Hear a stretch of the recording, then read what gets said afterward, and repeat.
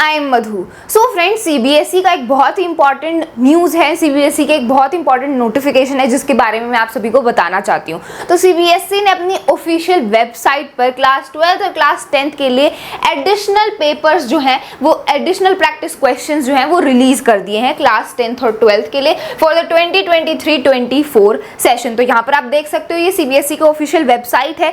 यहाँ पर इस सेशन के लिए क्लास 12th और ये क्लास 10th के लिए ये एडिशनल प्रैक्टिस क्वेश्चंस जो हैं ये रिलीज कर दिए हैं। तो आप ये मान लो कि सीबीएसई ने और नए जो सैंपल क्वेश्चन पेपर्स हैं वो रिलीज कर दिए हैं। ठीक है, ये प्रैक्टिस क्वेश्चंस हैं एंड यहाँ पर ये इनकी मार्किंग स्कीम आपको गिवन है। एंड फ्रेंड्स, अगर आप इन एडिशनल प्रैक्टिस क्वेश्चंस को देखोगे तो आपको पता चलेगा कि इनमें जो क्वेश्चंस का डिफिकल्टी लेवल है वो बहुत ज़्यादा हाई है as comparison to the previous year board exams. जो पहले बोर्ड एग्जाम्स हुए, पिछले साल के जो बोर्ड एग्जाम में जो क्वेश्चंस थे उनसे जो अगर हम कंपेयर करें इन क्वेश्चंस को तो इनका जो डिफिकल्टी लेवल है वो बहुत हाई है। कंसेप्ट की क्लैरिटी यहाँ पर होनी चाहिए एंड तभी आप इन क्वेश्चंस को आंसर कर सकते हो। ठीक है, तो हम एक यहाँ पर प्रैक्टिस क्वेश्चन को देख भी लेते हैं। ठीक है, तो ये देखो, ये साइंस का सीबीएसई का साइंस का एडिशनल प्रैक्टिस क्वेश्चन पेपर है। यहाँ पर आप देख सकते हो कि इसमें सबसे पहले सेक्शन ए में यहाँ पर पहला क्वेश्चन पूछा गया है। ये देखो, डिस्प्लेसमेंट रिएक्शन गिवन है एंड क्वेश्चन पूछा गया है कि जो नेचर जो आर है उसका नेचर क्या है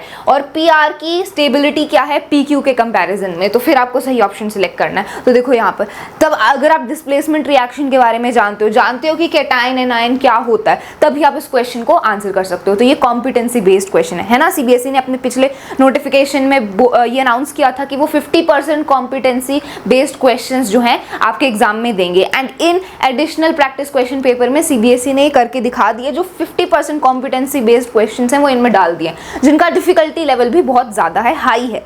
ठीक है, यहाँ पर आप अगला क्वेश्चन देख सकते हो। ये क्वेश्चन में यहाँ पर ये केमिकल रिएक्शंस के नाम गिवन है। ये 4 केमिकल रिएक्शंस गिवन है। आपको बताना है कि इन चारों में से कौन से ऐसे 2 केमिकल रिएक्शन है जो सेम है।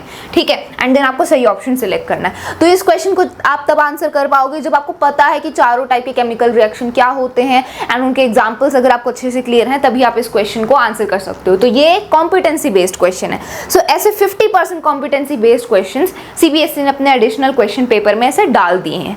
ठीक है, एंड ऑब्वियसली कंसेप्ट क्लैरिटी होनी चाहिए, तभी आप इनको आंसर कर सकते हो।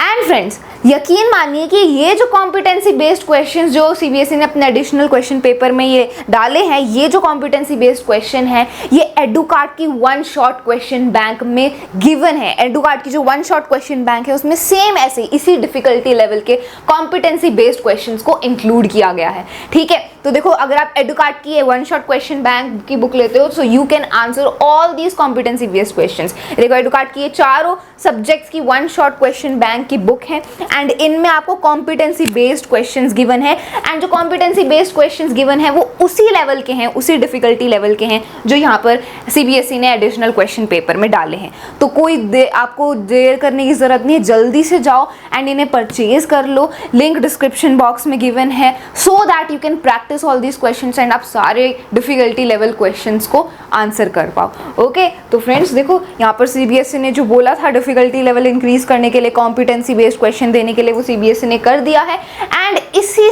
टाइप के सारे जो क्वेश्चंस हैं वो एडुकार्ट की 1 शॉट क्वेश्चन बैंक में गिवन है। ठीक है, so you can purchase that book and वहां से आप क्वेश्चंस की प्रैक्टिस कर सकते हैं ताकि आप सारे टाइप के क्वेश्चंस को आंसर कर पाओ एंड अपने बोर्ड एग्जाम्स में अच्छे से अच्छा स्कोर कर पाओ। Okay, so that's all for this video. Thank you so much.